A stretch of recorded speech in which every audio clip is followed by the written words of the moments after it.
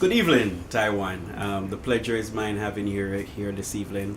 Wish you're gonna talk to us about your life story, Correct. the stuff you go through, how you become a Christian, and just your journey and what you're doing for young people. Yeah. So we're gonna talk about that. But before we start, let's Yeah. go into a word of prayer. Yeah. Father, thank you, Jesus. Thank you for your blessed day. Thank you for who you are. Thank you for saving our life, dear Lord. Forgive us for all our sins. Father, touch the sick, the poor, the needy. You know each and every one of them, dear Lord. You know what they're going through. You know everyone's situation, dear Lord. Father, it's only you. They can't do it on their own. So, Father, we come once again to guide and to direct your word. In thy name I pray. Amen. Amen. Yes, so tell me about, as a youth growing up, what that was like for you. Um, as a youth growing up, I'm one of three brothers. I'm the oldest. Me being the oldest, I've always had things I've always looked forward to doing. I was the oldest brother, so I just tried to. It was one of the things where I wanted to always, you know, Set the example. set the example. Yes, I struggled a little bit because some of the things that I grew up. My parents, separated when I was younger, and it was one of the things where I had to be the man in the house. Trying to be the man in the house and I did my little things where as a kid kids do certain things that they're not supposed to, but I learned. It was a lesson, and I was trying to be supportive of them, make sure I was try to be the strongest figure, male role model in the house. And I leaned on my father introduced me to football, so I leaned on football in a major way to get me through a lot of the things that I was going through in my life. So you said things that you were going through. What were you going through at that particular time in your life? As you're growing up, you're trying to find out who you are as a young man. The things you're looking forward to, the things you want to do in life.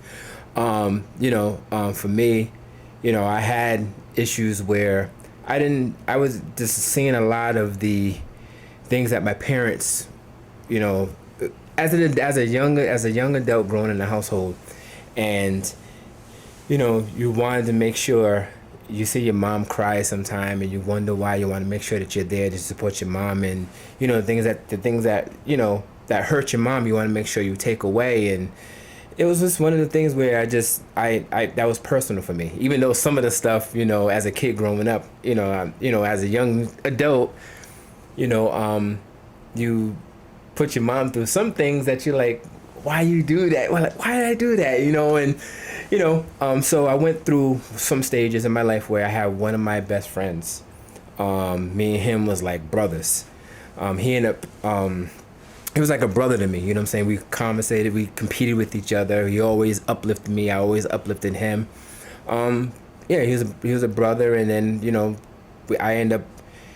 My goal was to I knew what I wanted to do when I was younger. I wanted to play football. Sorry.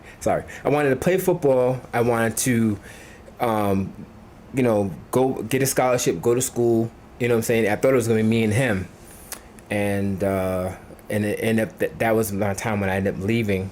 I got a partial to Northern Illinois University.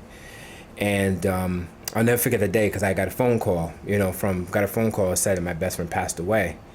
And my life went downhill from there. That was one part. For me, I tried to, growing up for years, I watched my father be able to just take things and put on the shoulder and keep moving and keep moving and keep moving. That's in my mind, that's what a strong man does.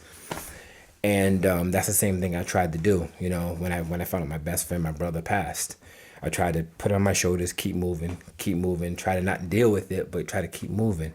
I believed in God because that's how my family was 100% into church, into the Bible. My mother used to always take us to church and everything like that. So I believed in God. I put all my hopes, everything, dreams, and make sure I put God first. And I've truly believed that a lot of my life I wouldn't have got as far if it wasn't for God. And so I used that as a way, when I got to Northern University, to try to push me more. And then again, like I said, when my best friend died, it bothered me. It hit home.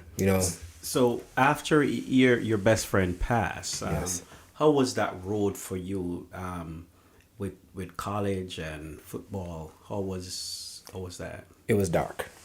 How- To be honest with you, it was dark because I was very depressed because I felt like I let my best friend down, by not being there for him. Because our last conversation was about, you should be here with me. You know what I'm saying? You should be here with me. And he said he couldn't. And, and it ended in an argument. And then the next day I found out he passed. And Wow. that hit me, that hit home.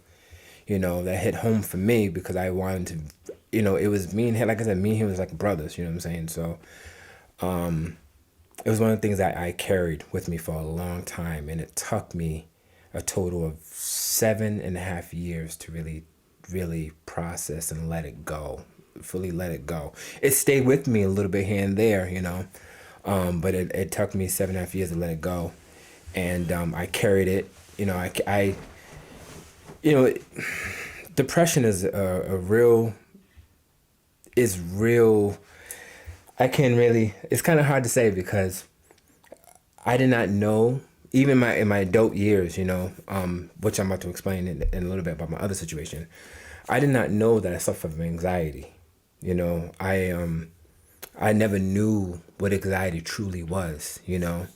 For me, I just never really knew what anxiety was, and it took me a lot. I did not fully get the full gist of it and understand that Taiwan, you have anxiety, you suffer from anxiety too, and I always use football as that way. I'm strong. Let's go.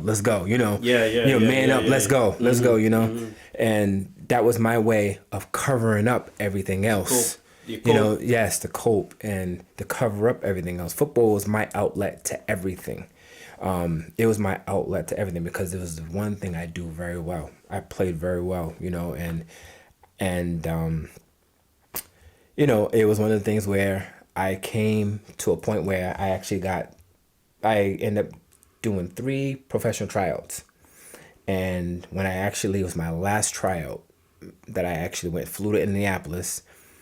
And mind you, at that time, my son was going to be born. And I played my butt off, played my heart out, And then the coach was like, listen, we're gonna sign you, and then we're gonna sign you, and then all of a sudden I stayed the next day over, and then they said, well, listen, best of luck to you. We're gonna let you go. We're gonna let you go. Best of luck to you, on your endeavors. And I'm like, you know what? I gotta put everything I know into my son. I was like, I gotta put everything I know into my son. And hopefully he can continue on, or at least, use this as a way to get him to school, to college. So you're saying you were signed? Huh? You sign one day and the next day they take it away. Yes, because they went with another a more seasoned vet at that time. Because that time it was the Colts, it was the New York Dragons, and it was the Philadelphia Galaxy, and it was all of them. And the Dragons was the one that was going to sign me, and then they ended up going with another person who was just in the NFL, and they ended up going with him, and it was more seasoned, and for me, it was like I put my best out there, and at least I walked away. But I was like, you know what? It's time for me to give, to let it go and just put what I know into my son. I played years later at semi-pro, which is a non-paid league, but just to get my little kicks and my little urge out, which leads to, and I'm expediting the process of everything, but which leads me to, now. In my adult years, during the COVID time, it was my first day on the job, and not first day on the job, but first day of going full time, and I ended up breaking my ankle, and we was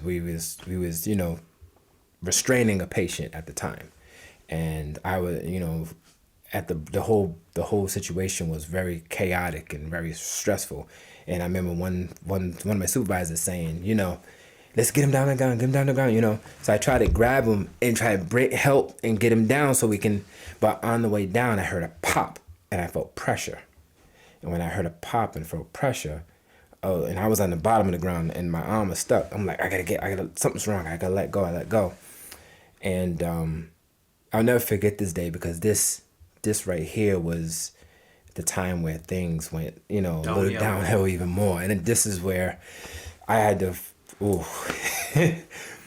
I remember getting up, trying to walk and couldn't walk on my leg, and my ankle was the other way, almost pretty much. And I ended up hopping over to a wheelchair and trying to rip off the shirt, and then end up passing out, and don't remember anything until waking up in the OR room, and what's going on, and looking down, my ankle was the other way, and it freaked me out because I've never really had a severe injury like that. Yeah, played football all this time and nothing like that didn't happen. Nothing like that, man. The most I ever had was a pulled hamstring. I tuck in my body, and that was the most I ever had. But come to find out, they said I did break my ankle, and on the 9th of December, that's when I had my surgery. And from there, I was home because I'm used to working. As the man in the house, you want to work. You want to make sure you provide for your family. Yeah, I have a son. I have 2 daughters. I want to make sure that they are good, And being on your back, and you can't do nothing. You can't do anything. It's like you have the devil in your ear, and it's like, at some point he started to win it at some point, and I was struggling because I was struggling with that. I was struggling with depression because I actually had to sit in my stuff, I had to sit in all the years of me running from stuff. I had to really truly sit in it, the disappointment, losing my best friend, the disappointment of me not making it, being home and not working and seeing the bills pile up. Mm-hmm. And it's like, I'm like, I don't know how this is going to work. And mind you, prior to me breaking my ankle, I was working 100 and something hours, added into my overtime. I was making a lot of overtime. So workman's comp wasn't helping at that time. You know what I'm saying? It was not helping. And bills are piling up, and the rent and all this other stuff, and I was telling I was letting them know everything will be okay. We'll figure things out. And as a man at a house, you're like, yeah, I got this. Don't worry, I got this. But you don't ever really truly think about. Sometimes it's always best to let it go and talk to someone. As men, we want to hold it in and we want to be like, I got this, I'm strong. But for me, I was, my foundation was cracking, slowly but surely cracking, and I will never forget the day that I end up, I'm licensed to carry in Massachusetts, of course, but I'll never forget the day that one day I woke up at like 3:00 in the morning, and like I couldn't breathe. It was like it's like I had 1,000 pounds on my chest, and every single breath I took in, it was like I was struggling, and so I felt like I had to run, like I needed to run, I don't know, I need to go, I need to go, so I had my little thing on my ankle at the time, and I I ended up taking my firearm with me and driving. And at the time, my wife was like, where are you at? Where are you at? Where are you at? Trying to find out what's going on, And, I was over by a church. I was parked over by a church. And, she ended up talking to my father at the time. And my father was telling her, call the cops, let the cops know, stuff like that. And then I kept on driving, and I didn't know what I was gonna do. You know what I'm saying? I did not know. I knew the thing I knew for sure is I knew I didn't want to hurt my kids. I knew I didn't want to hurt, I didn't want to hurt people that I love. You know what I'm saying? For me, I did not know I did not know what I wanted to do. I just know that I felt like the pressure of everything was overwhelming, way beyond what I can way Fear. way where I this was something I couldn't push down. Wow. I couldn't push down. It was so I was like to me it was like an exposed nerve. Everything you can see. I just know there was no hiding. There's no place to hide. There's no place where I could just tuck it down and be. Because you talk so much down, trying to suppress throughout the years, not Yes. releasing it, not finding somebody to talk to about Correct. So I end up pulling over an infield and pulling and tucking in, and I end up a couple minutes by, I end up hearing police drive by looking, and I end up calling a couple of my friends, letting them know what's going on, partially letting them know what's going on, and it was one of those things where it was I didn't know, you know what I'm saying, and to be honest with you, I end up trying it. Unloaded one time just to see if I could. And I'm just being honest, I did try it try it unloaded to see if I could do it. And then that's when I loaded it, and then the police officer ended up pulling up. Right there, then and there. Yes. God and only God. Yeah. And then the police officer was like, "Are you Taiwan?" I'm like, "No."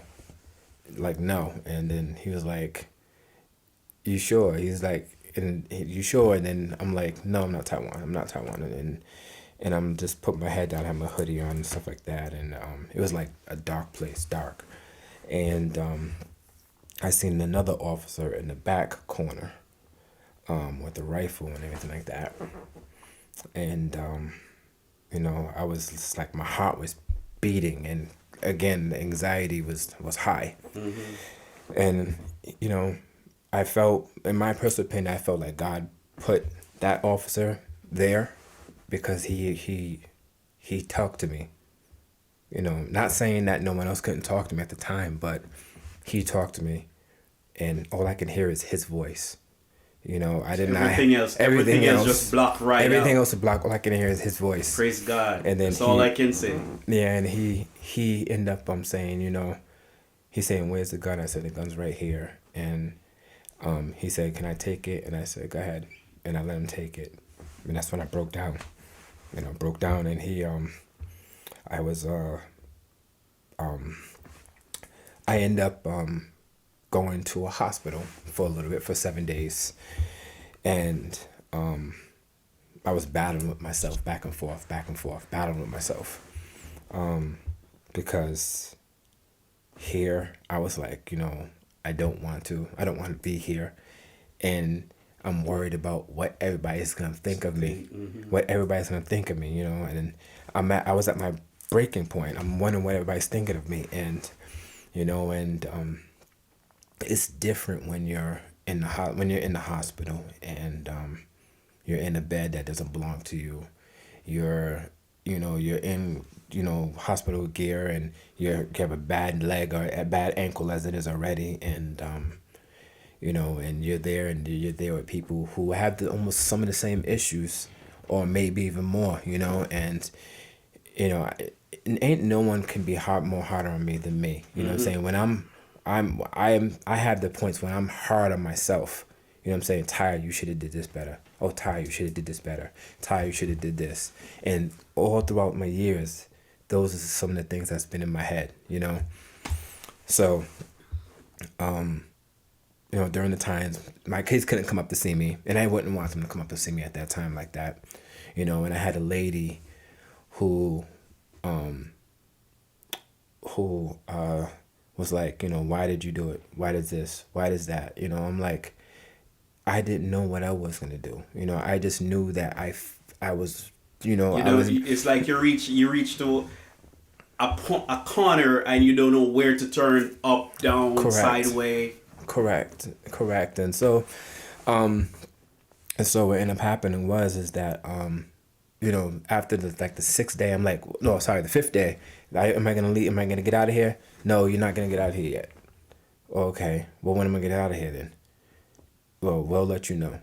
And the sixth day, am I gonna get out of here? No, I wanted to leave. You know what I'm saying? Because I wanted to get into my own. So I wanted to, to try to see what I can do to change and at least put this behind me. And me being in the hospital, I'm still sitting in it. I'm still sitting in it. And so on the seventh day, I ended up getting out. And, at the time, my wife was coming to see me, throughout the time. And the second day, I was there was a project I was trying to finish. So I ended up taking a drive to Home Depot in Wilbraham. Hold on, you out the hospital because you didn't say that. Sorry, part. so on the seventh day they released me and stuff like that. Yeah. And so I end up getting home, seeing the kids and stuff like that. And on the second day of me being out, I was taking a drive over the Home Depot because I had a project I was trying to do, and I usually use projects as a way to clear my mind. And that's my way of getting things off. Yes. Mm-hmm. So I'm driving and I go to Home Depot and I go inside Home Depot, get a few things, and I come out. Cops are all over the place, look, swarming me like where's the gun? I'm like, what gun? I don't have no gun. I had my hands. I was like, my heart was beating again. And I'm like, what gun? I don't have no gun. What are you talking about? They said, we have a warrant for your arrest. And I'm like, warrant? I'm totally, And I'm like, they said, well, can we search your car? I said, yes, you can search your car. And they said, okay, you don't have no gun or something like that. There's a warrant for your arrest. I'm like, I did not know there's a warrant for my arrest. What warrant, Mm-hmm. And he was like, he ended up calling I don't know, he made a phone call to somebody. And come to find, yeah, you have a warrant for your arrest. We're going to take you in. And I'm like, okay. So as soon as they put the handcuffs on, my heart started being, anxiety started going through the roof again. And again, that's during COVID, during pre-COVID, So you have a mask on. Mind you, I have a mask on. And having anxiety with a mask on, being handcuffed in the back of a car, not a good thing, not a good feeling, because you can barely breathe as it is already. Mm-hmm. So the guy was like, just hold on. And I felt like I couldn't barely breathe, and I felt like I was going to pass out, So we got to the precinct quickly, and he ended up booking me and everything like that. And I ended up going, to make a long story short, I had to meet in front of a judge. And I explained to the judge, I ended up talking to one officer there. He was like, typical person, typical. I'm like, I felt like dirt, like dirt, like dirt had more value than I did, because they're like typical, And I'm like, I end up meeting the judge, talking to the judge. My wife's in the stands at the time and stuff like that, and talking to the judge. The judge was like, oh, I see what you mean. I see what's going on now. So we're gonna release you. Let you go. You do gotta turn yourself into Connecticut, because Connecticut's the one that issued the warrant. You shouldn't have got this, but turn yourself into Connecticut, and all charges will be dropped on our end. So hold on. Yes. You were in the hospital. Yes. They released you from the hospital. Yes. So when was this warrant? The warrant was issued when I was in the hospital, but it was issued to the address in Connecticut. Oh. I don't live in Connecticut. Oh, okay. So because what ended up happening was, the issue was, when I was driving, I have a license from Massachusetts. Once you cross over the border to Connecticut, that's a different thing. So when I got booked in Connecticut, when I got, they didn't arrest me, they committed me, mm-hmm. but they should have arrested me. If I wasn't going to the hospital, I was going to jail that day. Oh, okay. But they end up sending me to the hospital You know what I'm saying? Because of my depression and everything like that. And then because of that, that led the courts to issuing a warrant, but they issued a warrant to the address, that address, same address in Connecticut. And I'm like, I don't live there, you know. So they ended up releasing me. And then the officer's like, I'm sorry, I apologize, because I did not know, you know. And you know, I was in. Let me tell you, I was humble. Mm-hmm. I'm humble. I'm grateful for everything that I'm grateful for the officer that talked to me, that took the time to talk to me, because he was the only person that, it's like, That's the officer that night. that night he was the one. And mind you, he ended up writing a report. He didn't have to write an addendum on top of the report. He said, Mr. Taiwan did not give any issue. He's just a young man. He's just a man going through something, and he wrote a very positive report. So this report is the same report that I'm about to explain to you right now. Okay. Once I turned myself into Connecticut, and they had to file charges. I had to go to appear in court, and I had to go to court, and I had some, I can't think of the lady's name who defended me at the time, Mm-hmm. but I ended up writing a long letter, just being 100% sincere about everything what I was going through from top to bottom. I just poured everything into it. And the letter was more so like, for years I've been battling with a lot of depression. I've been dealing with this, with my injury, and, I just felt like I couldn't take it. There was so much on me, on my plate. I just couldn't take it. And then, I was just being very sincere. And so when the judge ended up getting the letter before he even reached the stand, he ended up reading it. And then my heart was like beating hard, pounding, because, I've never been in a situation like this. Mm-hmm. And the judge was like, I understand what you've been through, and what we're going to do is we're going to put you on probation. And once you complete your year probation, we're going to wipe away everything. Or we're going to wipe away everything once you complete it, but you got to go to counseling. So I went to counseling. I never missed not one counseling session. I actually went to two. Actually went to two, where I was doing it every week, Mm-hmm. instead of every other week, every week, talking about all my issues, all my family issues, the issues of, my friend passing away, dealing with the injury, dealing with the disappointment of myself. Because truth be told, a part of that time, I hated myself for not giving my best when I needed to. I just didn't see my own value. I didn't see it. If football was the only thing that masked everything, And then that was taken away from you. and that was taken away from me, because I'm older now. You can't really play. You can only play football Right. for so long. Right. And for me, I bleed it. I love it. I relish in it. You know what I'm saying? Because it's all about competing. It's about challenging your manhood. And Just like for me, golf and being a cameraman, that's my passion. yes. See, and is that so? This year of April 22nd, I want to say, went back to court. They went back to court, completed all the therapy. I still go to therapy now, and everything is done. I still go to therapy now. Still, I think I had my last therapy session last Wednesday. But the judge said, since you completed everything, you're relieved. You're good to go. Your slate is clean. Praise God. Praise Thank God. And, Thank God. Mm-hmm. And several weeks went by, and it actually sat. It sat with me. Taiwan, you could have went to jail for 7 years. Wow. 7 years. I could have went to jail for 7 years. And just crossing the border. Just crossing the border with it. And I wasn't even thinking. I was just driving, trying to run. Mm-hmm, mm-hmm. And so during that time of from that time of once the judge showed me I was clear all the way up till now, I've been I had this goal when I was a kid. This dream. I was going to use football as a way to get this dream accomplished. And because football didn't happen, I'm like, there's no way I can make this happen. There's no way I can make this dream happen.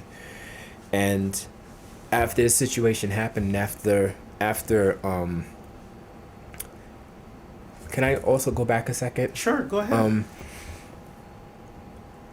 That night when I was contemplating, here's how you know I was Contemplating what? contemplating suicide at that night. Okay. The comparison I can give you is being in a pit. It's raining, pitch black, and you're trying to climb out and you constantly fall back in again. Wow. And it's a repeated process every single time. Repeated. You climb out, okay, I'm ready to get out. You climb out, you slide back in. You climb out, you slide back in. It's the same pit. That's how I felt. You know, that's exactly how I felt. And I wanted to just really stress that, because that's something that that's something that I felt, I lived with for a long time. And every single time I felt like I would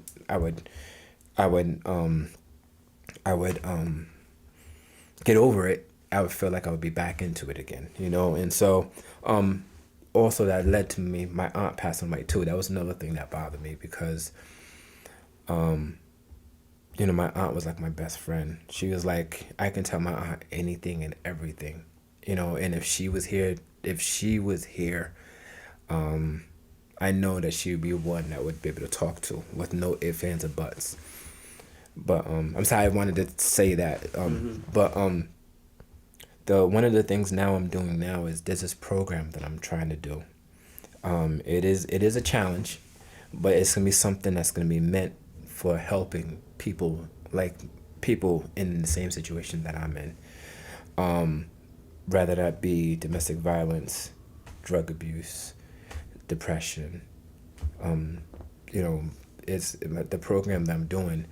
I'm trying to use fitness as a way, because fitness was one of the things that helped me get to where I was until I actually, you know, I'm using fitness to help me get closer and build bonds with people who are in the same predicament that I was in. And I felt like, you know, after that situation, I think, and this is how I personally feel, I'm here on earth because my job is to connect with people that's going through things, people that's truly going through it. Because, you know, life does life things, you know.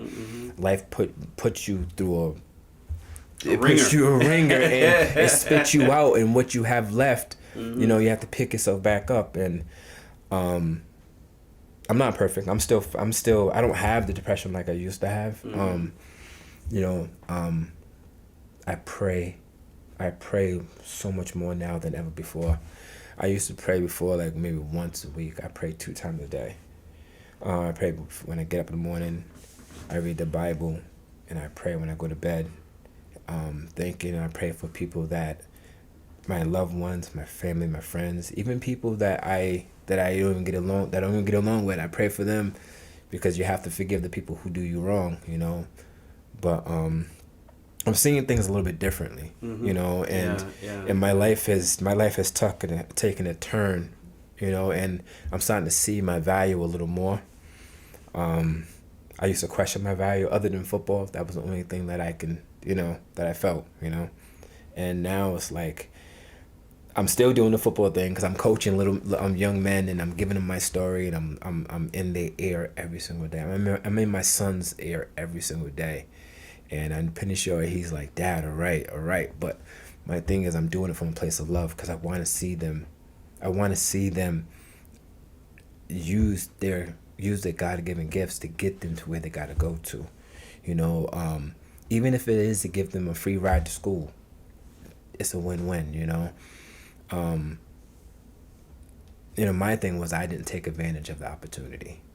but I don't want any of these kids that's underneath me to not take. I want them to take full advantage, and I'm gonna be in their ear to let them know, because I feel that that's what I'm here for. That's what I personally feel. My job is to connect, and to make an impact.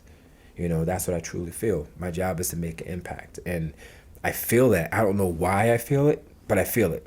I just know I feel it. Because I believe it's your gift. The thing is, my pastor, our previous pastor, have this saying. He said, you have to go through something. If you don't go through what you go through, is not for you. Yeah. You went through this to share and to teach other people that is going through the same situation. Because if you didn't go through this, how are you going to tell somebody about it? Correct. But for me, like I said, it was that point where I'm a man, I'm strong, I can handle it. Mm-hmm. But it was one of those things where no, you're not strong yet. You gotta open up more. You gotta let people see this, and I did it. It was like I said. Weeks later, it sat with me. I'm like, Ty, you really could have did 7 years. Easy. You could have did 7 years, and God helped you. God blessed you. So, and I'm sorry. No. What would you say to someone who has been traveling from border to border with their licensed firearm? What would you say to them? And say it right now for me. I would honestly sit there and say the first thing is to leave it at home. That's the first thing. I'm not laughing, but I'm saying, when you're in that mess, when you're in that storm, when the devil's chirping in your ear, you have to put yourself in the best position. I would literally put myself in the best position by leaving it at home, and I would talk to one of my best friends. I would tell them, listen, I'm not doing good right now. I need your help. Because that's what's important. You need to be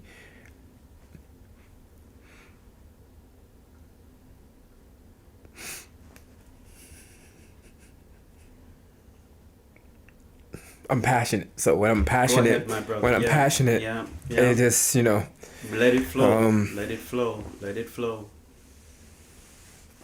You need to be around people who love you, who care for you, who's sincere, who's honest, who's going to be in your corner. You need to surround yourself around people that's like that, because that's what we need in this day and age now. Yes. That's what we need in this day and age now. And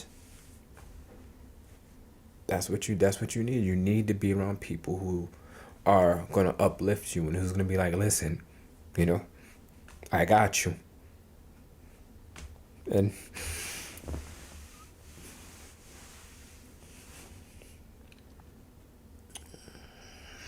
I got I have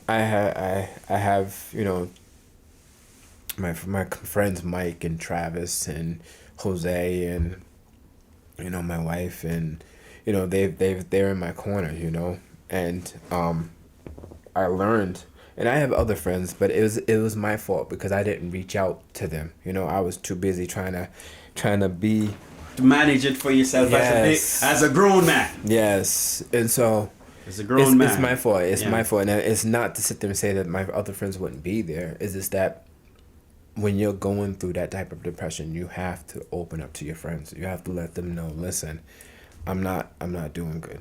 I'm going to say this to you. I'm not the therapist, but just by the gift that the Lord has given me at this moment, because when you're going through your pain, and I would say, even if you talk to somebody else at that time, that wasn't the point. The point was for you to go through this. Yeah. So you can share it with somebody else. Because if you didn't go through this, right now, you wouldn't be sharing this story. Correct. And I probably would still be, in that pit. Yes. Yeah. Trying to climb out. Correct. So sometimes we go through things and we beat up on ourselves. Mm-hmm. The thing is, once we listen to God and what God has to say, because God know that cop, he put that cop right there Mm-hmm. just to save you. Yep. I know that for sure.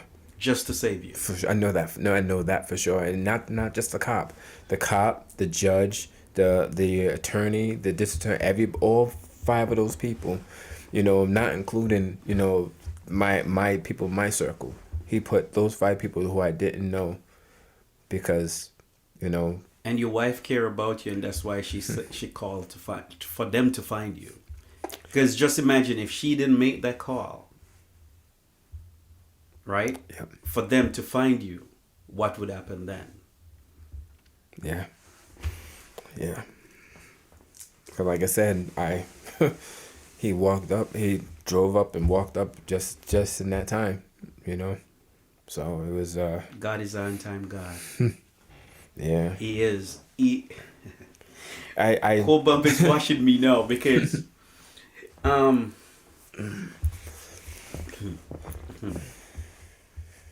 what the Lord has done for me.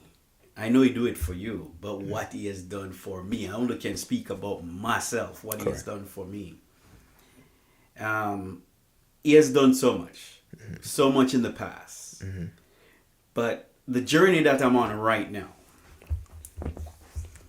starting this podcast, because of my life story, what I've been through. But for the past 4 months, I was in a car accident, which my business that I was doing, my construction business, I had to put it aside because of that car accident. End up look a job. And that job is working with you, basically, that job is working alongside you somewhat, at the hospital. And I've never dreamed that I would work at a hospital. Mm-hmm. My working experience when I was growing up, it was at a hospital as a plumber. Yeah. Right? That I did my working experience at an hospital. Yeah. I don't have a problem with it, but if somebody to tell me after you reach 50 you're going to be working at a hospital, I would tell them no. Video production is my passion. Yeah. Right? Is when a camera is in my hand, like I'm in a different world. Correct. Right? Because it's effortless when I do it. Yeah. I love it. And see, that same way you feel that way is the same way I feel when I'm with the kids and I'm coaching them up, and I'm using football as a connection to life. You know what I'm saying? I use it as, you just got knocked down. What are you gonna do? Are you gonna get back up? You gotta fight. Get back up. Let's go. And I love it. And when I'm coaching, I never thought that the way I feel about coaching, it would be comparable to me playing. Wow. And when I watch my son play, that's even a whole nother amp. I'm on 10, and but like I said, we work at the hospital and I'm there, but I'm wondering, like, who can I next connect with? What young man can I next connect with? What person I can connect with? That's one of the reasons why I started. I don't even think it was me, because I'm sitting there writing, how can I do this business? What can I do this business? And I'm sitting there, Razor Bar Athletics, RBT. Where did that come from? Like, where did it come from? And it just is coming to me, and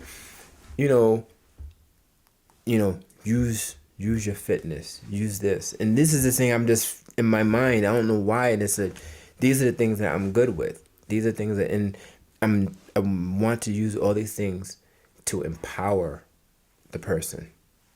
So when they're ever in a situation like this, I tell my wife all the time, that I don't want this business to be about me. I want it to be about God, and God making us connect. making us connect with people, so we can actually be an influence to the people. Amen. And so when we do that, and when we connect, you know what I'm saying, all you're doing is, once you connect with one person, that person connects with the next person, that person connects with the next person. Reaction. Yes, and then now you have a bunch of people on the same wavelength, that's looking to push and help each other when time is needed. You know, and that's what God wants us to do. God wants us to connect, and so that's where, that's what I'm trying to do. Okay, so let me go back a little bit to back to what I was saying. Yeah. I just didn't want to interrupt you. No, they're fine. They're fine. So, like, you see, I was talking about you're talking about connection. Yes. I know God connect me by having me have an accident. Yeah. So I could get to meet you. Yes. You remember our first conversation, right? You remember our first conversation? Right. Yeah. So we do things sometimes that we wonder why. We question God, why, but God knows. Because for me, my thought process when I started my podcast was to reach out to people, to share people's story, so I can help somebody who's going through the same situation. Correct. So here I am. We met. I'm working at High Street, Bay State, and things like, because of my personality. Yeah. There was a personality clash with somebody who was trying to be fake. Yeah. But not trying to be fake. The person was fake, right? Yeah. Yes. And I think me being there upstaged the person. So what the person was doing, or his mindset, right? His mindset. So here I am, because of his mindset and what he was doing, he used that to judge me. Wow.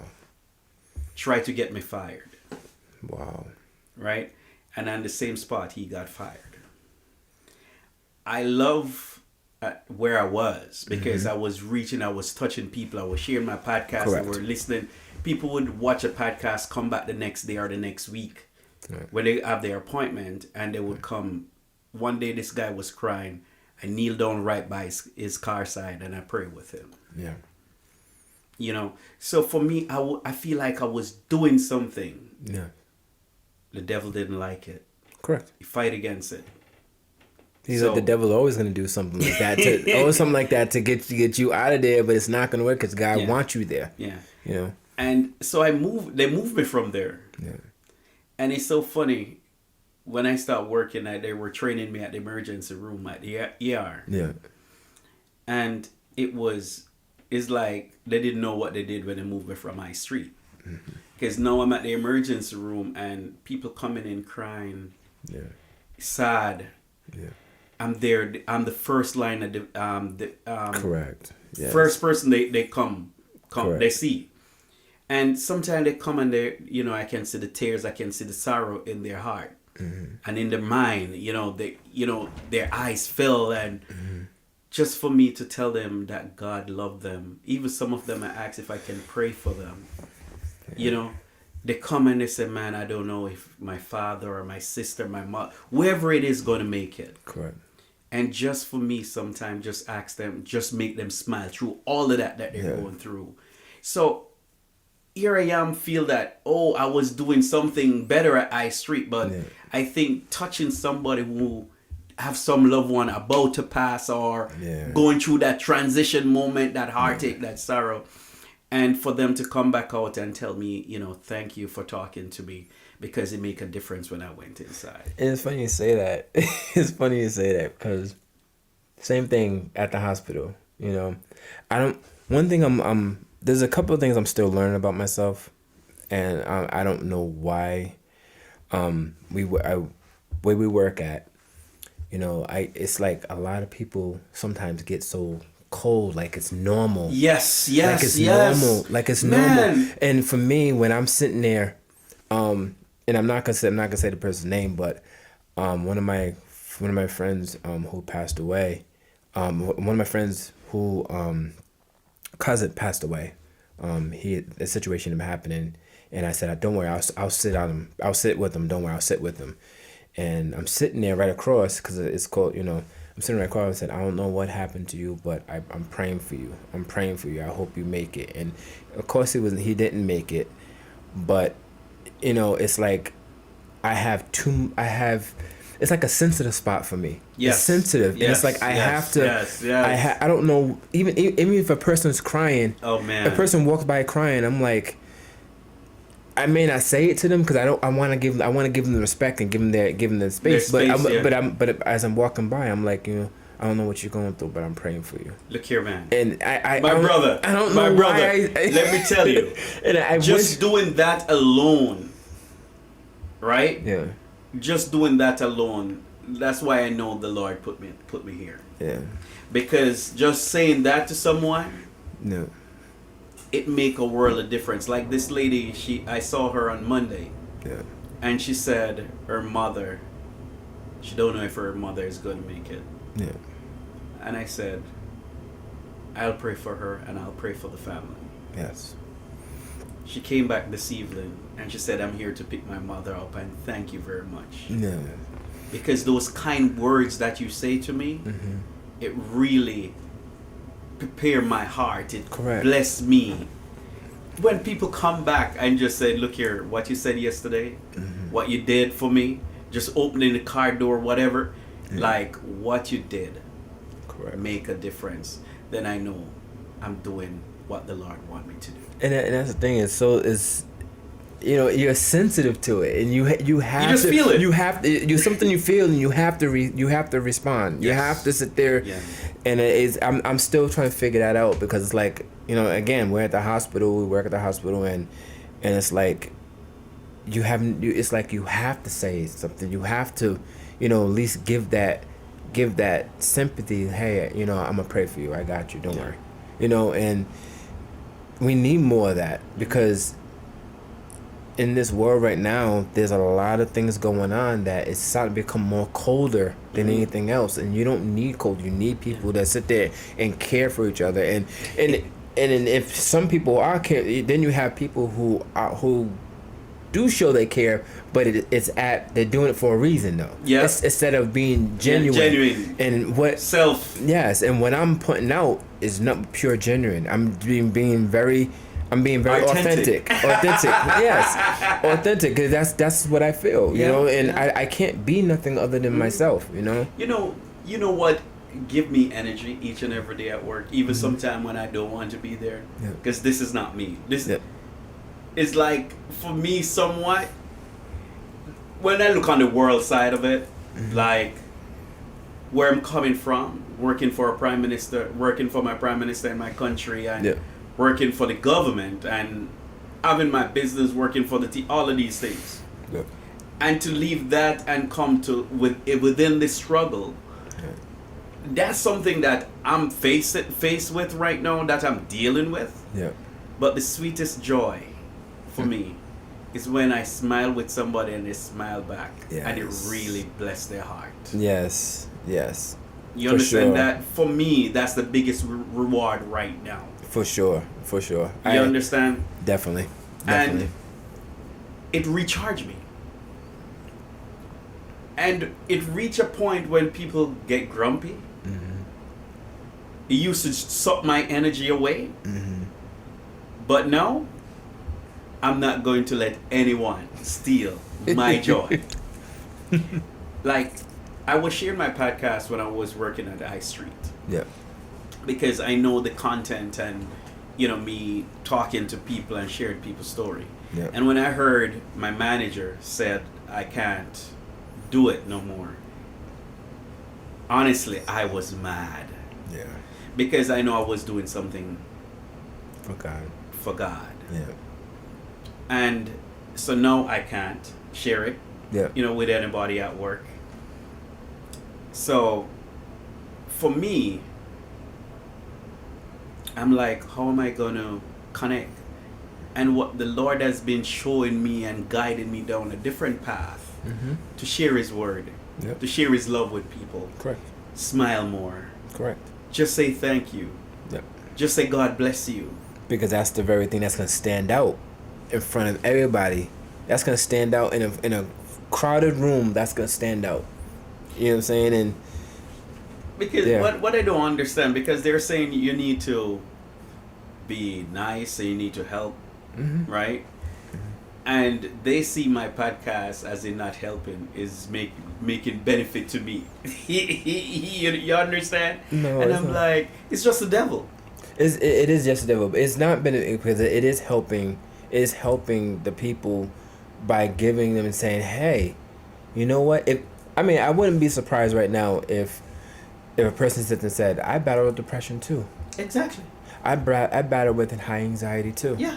I battle with, so forth, so forth, and so forth, and so forth, and so forth. So I mean, it's helping. It's letting people know that you're not alone, because that's the problem. I thought I was alone. For years. I thought I was alone. Yeah. You know what I'm saying? I thought I was alone. So it's not to sit there and say that the next person, hey, I'm not alone in this. Like there's I need this, this, Yeah, there's this one lady I saw today. Well, I see many people come there like that. Yeah. But she came, and I think her daughter or some family member having a baby. Yeah. Sorry. Some family member having a baby, and I think some argument is going on upstairs. So Yeah. she, it's like she coming back to face that again. Yeah. So she walking from the parking lot with a long face. I could see the sadness, the sorrow. Yeah. And I said, "Good afternoon." And she said, "Good afternoon." So I said, "No, I don't need that. Is it possible you could give me that beautiful smile that you have?" And she just burst out with this big, wide, pretty smile. And she's like, "Thank you." Yeah. I was in this world like for days. Yeah. I didn't smile. Yes. And you make me smile. And it changed my thought process. That makes a big difference. That makes a big difference. A big difference. It's to make a person smile. Yeah. They pull them out of that whatever that is that they're going through, to make them smile for that little bit of time. You know what I'm saying? It just a smidgen of gratification, just so you can occupy your mind just for that little bit of time. Because when you smile, you take away, like, there is, you smile, you're in a different space, a different world. Yes. When you smile. Yes. It's like, no care what you're going through, when you smile, it's like it push it away even for that moment. Correct. Correct. Wow. Yeah. Wow. So I know you have work in the morning. Nah, I mean, I'm good. I actually had a good day today. Like I prayed. I prayed. I'm actually in a good vibe. I actually talked to a couple of my friends today, and I'm feeling good. I mean, ever since that situation, and ever since the judge, gave me, God gave me a second chance. I've been in a different light, a different vibe, a different, zone. I'm trying to surround myself around positive people. I'm trying to stay with positive people. I'm trying to help as many people as I can. I'm trying to be, trying to pass that love, that positive vibe, that, I'm here if you need me, you want to talk, I'm here, smile, stuff like that. Just that compassion. Even I found myself reading the Bible. I'm like, did I just read the same thing? Why did I say it differently? I'm like, so I'm seeing things differently. I'm just more, I'm a lot more alive than before. And, what I'm saying, I'm hoping, I'm praying that, that everything works on my end, when it comes to the business side of things, because I really want that to uplift a lot of people. I want to touch a lot more people and to impact a lot more people in a positive way, so it can be more of a family, atmosphere. You know what I'm saying? So, if somebody want to find you, want to share, want to talk to you, yeah, how would they contact you? You can contact me on my email address, which is tybrown8787 @gmail.com. That's one part. I'm still trying to get the other stuff together. No problem. No The other stuff problem. together. Plus, I have the website up and running. It's just, it's a process. It is a process. I mean, people always tell me, Taiwan, listen, it is a marathon, not a race. I'm like, I know, It's but not a I gotta sprint. do this. It's not a I know I gotta sprint. do this. I gotta do this. Nope, Yeah. Taiwan, it's a marathon. It's not a race. Exactly what they say. I'm like, come on, like Yeah. So, I'm just in, like I said, I'm just in a different vibe. So I'm more different. So you hear it from him. You hear it from Taiwan. You heard his struggle. And if you're going through the same struggle, please feel free to reach out to us here at Aassistmedia. We're always here for you. If you want to talk, please email us. Or you can reach us at 856-956-9058. So feel free to call us, to email us. We are here. We just want to spread the love of God with you. Because we can't do anything without God.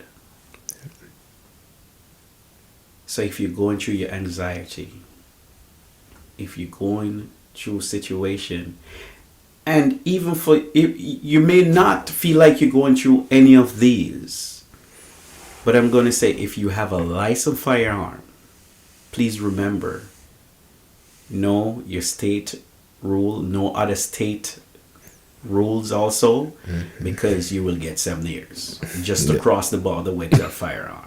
Yeah. Okay? So please remember that. Please be smart, be wise, and put God first. Thank you for watching. Please come again. See you next week. Bye. Otherwise, I would say bless up yourself. That's the Jamaican term. Jah love you. God love you very much. All right? Peace and love and happiness. Peace. Just tell somebody that you love them, because God is love. Yep. Thank you for coming.